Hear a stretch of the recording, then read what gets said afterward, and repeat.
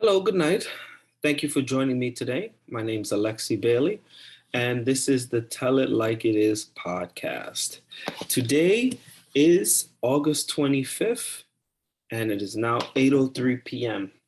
I had a very special guest for you today, and unfortunately, Sarah could not be with us tonight. She isn't feeling well, so I will reschedule her for next week, but I took all the time to be fully prepared for this moment. And authentically, I have to be here, and there's no other place for me to be. And I really want to be here. Um, to be perfectly honest with you, with the show, I really just want to be myself and share authentically with you, my audience, and grow with you there and be myself in a way that allow you to see who I am. A week ago this time, I had just gotten off the phone with Sarah. Sarah's from Australia, and I came into contact with her from Instagram. I saw she had started a page about speaking her truth and being vulnerable. And I saw some body positivity, which I find myself attracted to because it speaks to a lot of the trauma that we're dealing with today and healing from that. So I reached out to her, sent her a message, and I came to understand that she is living in Australia, originally from New Zealand, and she's doing a PhD in Indigenous studies. But through her experiences, she's very passionate about um,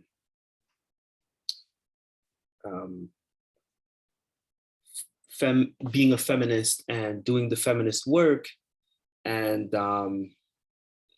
she also has a podcast link on her page, which I checked out. And I'm going to provide a link to her page and everything she's done. And I really felt like she really was doing a good job of speaking to the issues. And so much of what the podcast that I'm doing here is about speaking to the issues that we need to heal from and understanding them and helping us to be allies, creating a safe space for each other so that we can talk about it, grow and heal, and also move past those things. So, obviously, nowadays, I'm a guy, and I may not, be an expert, or you may ask, um, why am I may not be the best person to speak to about women issues, but I'm a very sensitive person, and I'm really passionate about all of the things that affect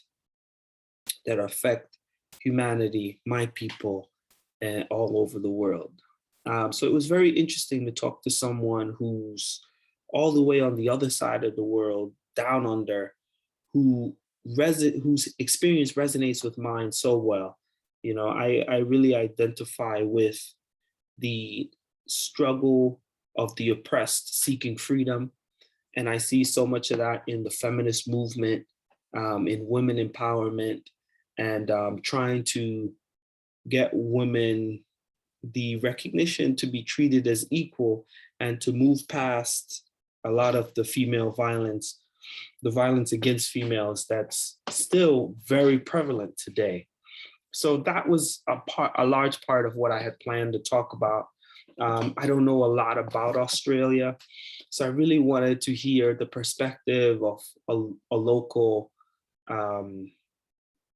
who's on the ground there, who can see things. And so much of what the podcast is about making connections, right?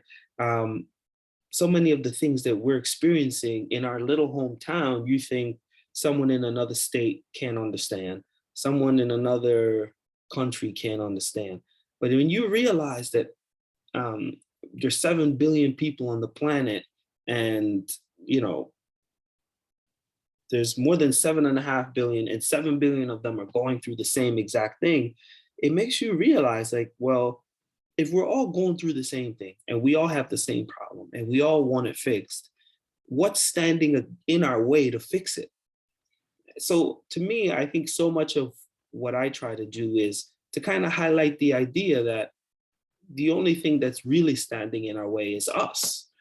And sometimes I get carried away with the us versus them, but I really think it's a us versus our mindset. And I think if we change our mindset, so much of what we think stands in our way would kind of be like dust and we could just blow it out. Um, so with that said, I wanted to get an understanding of Australia. And I don't know how much you may know, but one of the things I can tell you is that, you know, 300-400 years ago, there was an indigenous population in Australia that was largely untouched, untouched by any outside hands. So they had their own civilization, their own culture, their own language. The land was there. There was no problem. And, you know, Europeans in their colonization mode, as far as I understand, went there and claimed the continent. And, you know, so much of the indigenous people who were there, it was just pretty much like, well, this is mine now. So obviously there's a connection there between, you know, the Europeans that went to Africa, the Europeans that went to North America, South America, and the way they treated the people in India.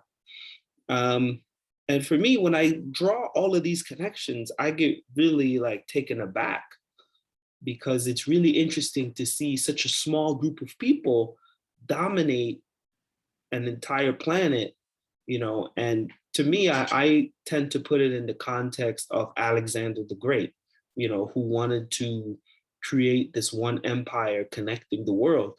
And so much of what the West has done is just that, right?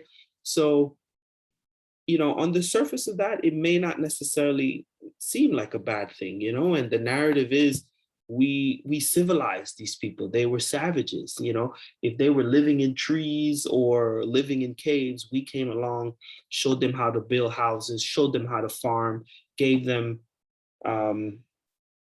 technologies that would enhance their life. And for me, I really like that part of the narrative, you know. And to a great extent, to some extent, that is true, right? People didn't have telephones and internet, and they didn't have automobiles or fancy irrigation techniques. And we kind of provided that, right? In places like Africa, North America, South America, we provided that. So a lot of people understand colonialism in that way, you know, civilizing people who were uncivilized. And a lot of you at this point are comfortable saying that's not necessarily true, right? These people may have not had those fancy technologies, but they were living in a relative harmony. Not harmony as in they never had a problem and they never had a fight, but harmony to the extent that they weren't trying to exterminate each other, take over the entire existence of another, and eliminate them and claim all of these things. So I think the issue is the level of violence that has taken place with this colonization, you know. And when you look at all of the things that came with that, you know, you start to see a picture, because we are the children of those that were colonized. We are the ones who have inherited the consequences. So these consequences that we have inherited, it leads to the side effects that we're dealing with today. You know, the side effects of depression and isolation and lack of interconnectedness,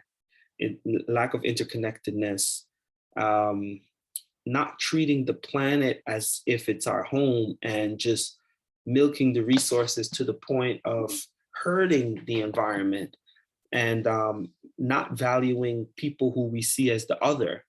And all of these things that's happening right in front of our face that we all kind of see, that we feel powerless to, and just the cycle continues to evolve and get worse. Most of us feel powerless to really do anything about it. But again, what I'm trying to highlight is that we are interconnectedly all a part of the problem, and we're largely responsible for what's happening. And if each little person did their part to step back from their from their role in the problem, we can begin to fix it, heal. And those who hold on to their ways till the end, we can help them start the process. You know, they can follow our lead and change. And to me, that is the inevitable direction that we are heading in as a society. And I think most of us would agree that's where we need to go. That's where we're going. And that is the point of life. And that's just the natural progression of things. So, you know, there's a lot of small hurdles in the way. And one of the biggest hurdles that I find interesting is the ones where people say that, well, we're already making progress, we're already working on it. You know, you should just connect to the people who's already doing it and just do it with them. And I think that kind of dismisses the reality that we're not doing enough, the reality that we're not working together enough. And that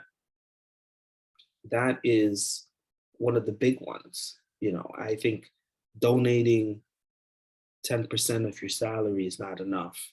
You know, if you're keeping 90% of your salary to hurt the planet, hurt others, isolate yourself, and grow worse and have a problem totally evolve and get worse and worse, that 10% that you're giving, you know, it's that drop in the bucket compared to what needs to happen. So I think a lot of people are giving 10%, which is a lot for them. But the reality is we need more efforts. And, you know, a part of what I want to do here is talk to the individual, because I think these ideas interact with each individual differently. And I think each person has a different way of perceiving it. And the words that I'm saying, it sounds one way when I say it, and you hear it from me saying it. But if you hear someone else saying it, you'll have a different feeling about it. So a lot of what I want to do is have this idea, which I don't necessarily claim as my own. The idea is to just heal. The idea is to evolve and try harder and persevere and plan together and put aside differences and being vulnerable to the errors of your past.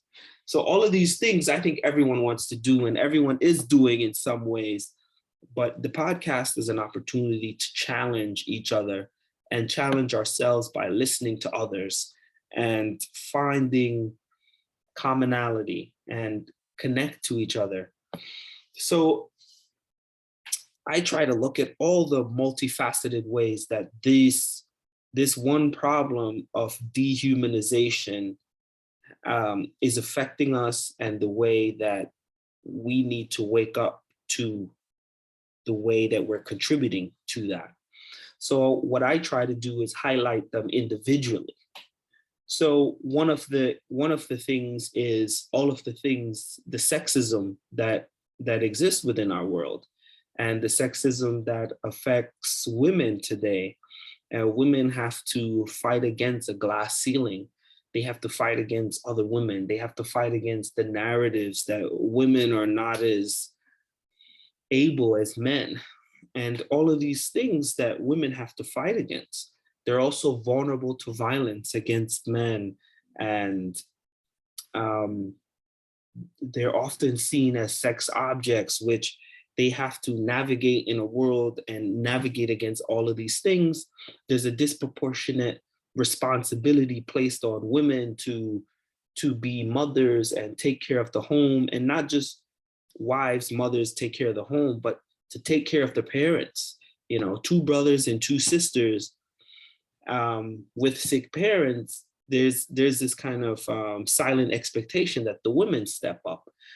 So the women are the nurturers of society, and you know, whether or not that's biologically influenced is not the issue. The issue is we're boxing them in, we're putting limits on them, and we are neglecting them the opportunities that they otherwise are fully qualified for. So these things are really relevant to me today. And that's why I try to get people who are as passionate and more passionate and with more expertise, and to share their voice, to share their experience. Because obviously, you know, I'm a man. I've never had to, you know, avoid walking down a certain street because I'm afraid. I've never had to worry about what's in my drink. I've never had to worry about, you know, my spouse physically being stronger than me and trying to hurt me, and all of these complicated things that women are dealing with on a day-to-day basis. I think men need to hear it more, and I think women need to hear each other vent about it, and also say enough is enough. A large part of what my work is about getting people to say on camera, I experienced this, enough is enough.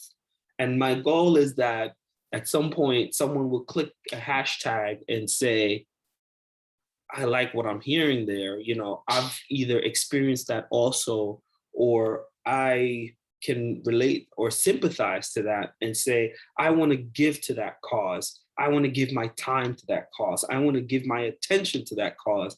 I want to give my effort, my energy, my empathy, give what I can, all I can to this cause. And you know, women are one of the victims of our dehumanity. And in some countries, women can't even speak.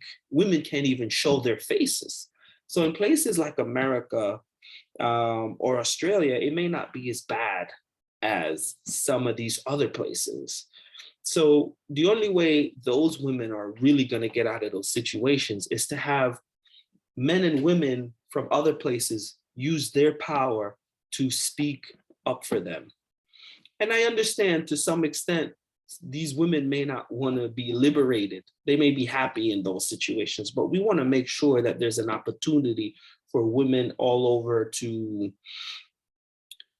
change their circumstances, to live a full life.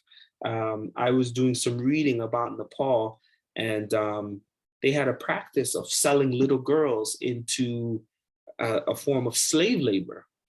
So you had a 6-year-old girl who would spend the 13 years of her life into adulthood working as a slave because her parents can't afford to buy food. So you sell your daughter for a goat, and now your daughter has to work for the next 13 years for these people. Meanwhile, they're not going to school, they're not getting opportunities, and they're pretty much slaves.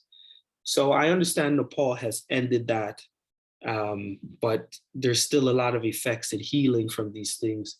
And there's so many things that I don't know. So again, I continue to reach out to people and encourage people to lend their voice, to educate others, and to lend their resources to help liberate others, and to say enough's enough.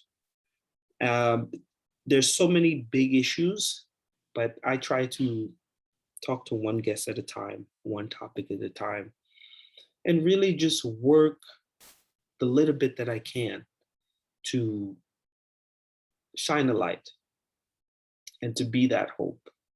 You know, I identify as a Christian, although my spirituality, I think, goes beyond Christianity. I think that Christians are a group that do a good job of recognizing that they're called to help. And I think that's one of the reasons why I identify so strongly with being a Christian is because I the Christian narrative is about helping others, and so much of who I am is helping others. And I think specifically Christians have self-identified themselves as responsible for each other, responsible for having a duty to help others. And I think, we can all do a better job to be more informed, to be more aggressive, and to extend ourselves more, instead of just taking a vacation on a beach, going to see other places in the world where you can lend your voice and be a light to someone. Anyone with a phone can post on their you can go on a vacation to Nepal and share that education, share what you experience on on that vacation, on your timeline, social media. So that's pretty much what I'm doing with the podcast, is giving my space to help give others, to let others share their story and share their work, so to try to motivate people.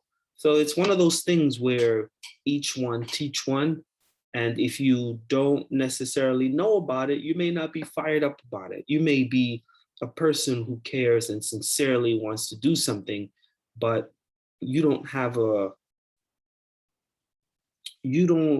sense of what you can do. And so it's the responsibility of the oppressed to talk about their oppression, to talk about how the help they need, and to get each other to ally for each other, and for us to care. So it's a really big work. I know there's other people already doing the work, and my attempt is to do my part to highlight those already doing the work. And if I can just help one, two people connect with others and help them come out of the situation better, I think I would have achieved a goal. My goal is not to have the best podcast in the world. My goal is not to monetize the podcast. It's not to get famous. It's not to make money. It's not to create some organization where I'm the owner. The goal is to kind of chip away, and not just chip away in a small way, is to make drastic efforts. The idea of a revival, there's been Christian revivals in the past. And I think Christianity, again, is called to more than just bowing down in church, screaming out to the Lord, and singing beautiful songs and going to church and looking good. It's about living in community in a way that transcends the hate, that transcends an understanding that we have today. And my biggest fear is that the humanity that we had before, it's eroding. We're eroding into a place of isolation. And in places like where I live, in Princeton, New Jersey, in America, in the Northeast, I think that's a real issue. And there's been research done about it, articles written about it, and it's a real thing. So I can't say, oh, well, this is happening everywhere, but I do think it's definitely happening around me. And just from what I've heard, not even my experiences, just from what I've heard, it's happening. We can all kind of agree it's happening. And when I feel that in my life, I'm shocked. I'm shocked that when African Americans aren't allying with African Americans, for financial and business opportunities. I'm shocked when, people are like, oh, I'll just do it myself. And I'm shocked that it's hard for us to find other people to help. I'm shocked when there are good people out there who knows that oppression is bad, who could do more, are not doing more, saying, well, I had to pull myself up by my bootstraps, you should do the same. So all of these things really kind of baffle me and kind of frazzle me, and I think, oh, I have to do something. And again, every day I just get out there, and if it's one conversation, if it's one post, I just try to do it. One hello, you know, just one small gesture, $1, one volunteer hour. I chip away in my own way. And I think we can all use the internet, social media to make a larger impact. And that's why I'm very passionate about the podcast. I'm very passionate about my social media. I'm passionate about talking about issues. I may not get it right. I may not use the best language. I may not have all the research. I may not have all the answers. I may not be the most organized, but I know my heart. And because of my heart, I can't get quiet. I can't just say, well, so-and-so's already doing it, because I think we all have a role to play.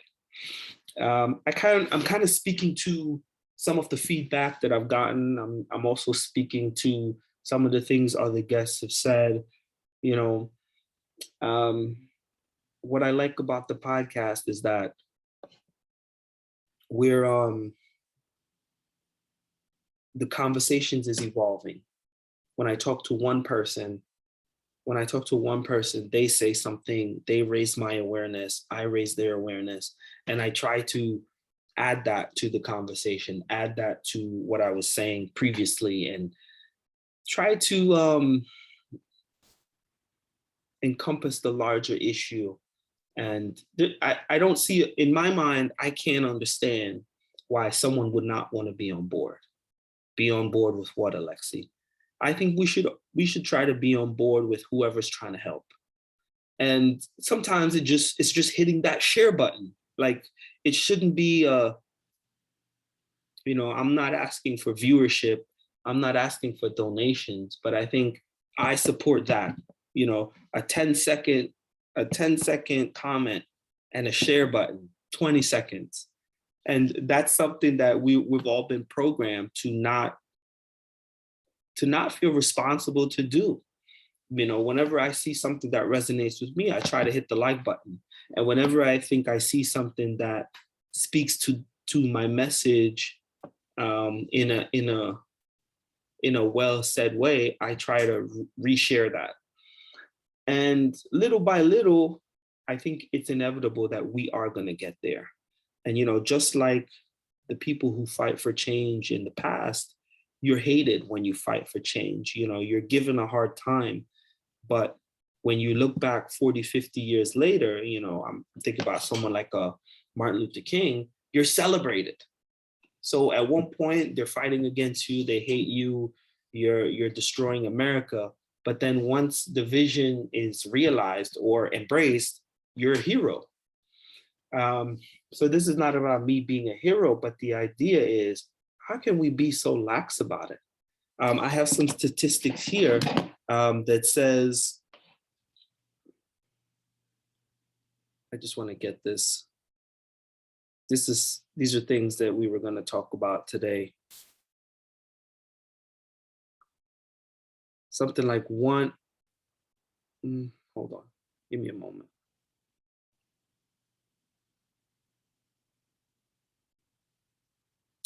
Less than 7% of rape instances lead to convictions. So that means 100, and here down here, in the United States, a woman is raped every 6 minutes. And that's just the one that's reported. So, in the last 30 minutes, there have been 5 rapes, and only 7% of rapes lead to convictions. So this is just, it's happening every day, and how often do you hear about these things? I don't hear about it every day.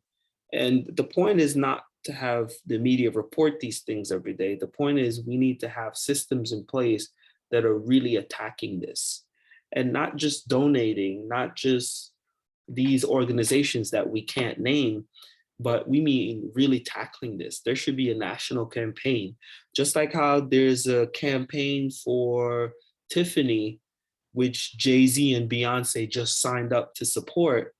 There should be a campaign to end rape, a campaign to help women violence. And those are the things I want to see celebrities involved with. I want to know the names of who's involved with that. Those campaigns should be on the billboards, should be in the New York Times, not Tiffany glassware and jewelry. Like, it's crazy. It's really, really scary. In Mexico, 10 women are murdered each day. Every day? Every day? 3,600 women, and just like in the Middle East, an age of 5,000 women and girls are killed each year because of slights against men's honor. So these were some of the statistics I had and for the conversation today. You know, I could go on and on about these things, but we have to do something. You know, we have to care. The work is deep. You know, some of Sarah's podcasts was about consent, and we're not teaching men enough. I think most of us will agree. You know, my son is 11 years old. He's going to the 6th grade. And the last couple of weeks of school, they had like a puberty video. You know, little things like that I think are good, but we need more of that more often, to just kind of break down the culture, make it normal to talk about it, make it normal for men to know it's unacceptable to stalk women, to catcall, to make them uncomfortable, to follow them. Like, no means no. Like, all of these complicated things that we all kind of know that exist out there. You know, the harassment culture at work for women, you know, it's beyond me. So again, if you care about these things, reach out to me, share your community with me, share your resources with me, reshare this talk, contribute, keep doing what you're doing, share what you're doing, use your social media as a platform, share the things you care about, get fired up. It's okay to get fired up. And not just because you had an injustice done against you, not just because you have daughters, not just because you care about your mom and the women in your family, but because it's wrong. And any injustice done to someone else is an injustice done to you. And so much of the world is just injustice upon injustices. I was saying this yesterday, that so many people are very well read about the things that are going on in the world, but for the most part, they feel powerless. Let's take back our power. Let's find ways. We don't need a march of outrage. We need a march of unity. Not just a march when, you know, Trump gets into office and we're upset about it, but we need annual, monthly, daily marches where we just say, women, I support you, and just speak up. So this is my encouragement, to speak up. This is me speaking up. This is me taking leadership. Please reach out to me. Let me know if you have any comments, thoughts. I could go on, but a large part of what I do with the podcast is talk to other people, because I'm so passionate and fired up. I could talk and talk and talk. And I want to have articulate people share their voice and share their platform to educate me and you guys, you know, who's more in contact. You know, I've never been harassed by a man. I've never, you know, felt victim, felt threatened, and all of these things. So let's hear from those people. If this message reaches you, feel free to reach out to me to be a guest. Let's do it. Let's do it. We're all on the same team. Let's be honest. Let's share. Thank you so much. The Tell It Like It Is podcast does not have an official day and time. I try to do it whenever I can get a guest. I'm always reaching out to people. I care about all the issues, all the oppression, all the things that divide us, all the abuses of the world. Our mental health is really being affected by these things, and we all feel it. We cringe, and you know, when you see another person and you look away, you know, that affects your mental health. That affects their mental health. These things have gotten so normalized now that it's just normal. And I know it's a lot, but I think we can all do our little bit to chip away. Chip away. It's all about chipping away, saying enough's enough, getting fired up and caring about the world we're leaving for others and the world that we're contributing to. Thank you again. The Tell It Like It Is podcast. My name's Alexi Bailey. Thank you for listening. Thank you for jumping on with me. Sarah, I'm sure you'll feel better. Wishing you all the best. That's the beauty of social media. It reaches across the world. You know, to know someone in South Africa, you know, someone in Africa who's dealing with, you know, rape culture, having their genital mutilated because they're born a female. All of these things are still happening. Like, let's be honest, you know it's happening. And what are you doing about it? You know, what we all are responsible to do something. And especially as Christians, again, because as Christians, I think we're more in tune with God and that calling that he has for us to be his hands on this earth. Thank you again. I could keep going. Again, my name is Alexi Bailey, and you have a good night. Thank you. Namaste. Have a good day.